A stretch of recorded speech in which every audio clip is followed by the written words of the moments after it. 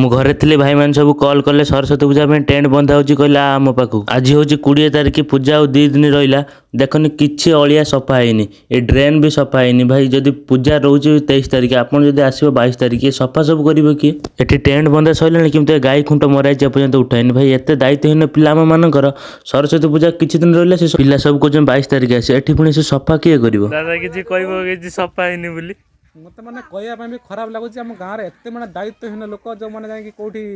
dash मराउंट एपर्त कम भी किसी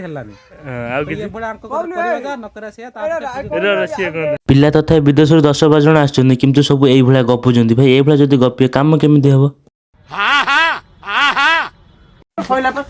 कौन कह आप 30 मिनिट 30 सेकंड है बसी बाकी पिला देखा दर्शन ना पलौच कड़े कड़े पल ये तो आम आंब मोटा गाड़ी तो मो देखो मुह देखिए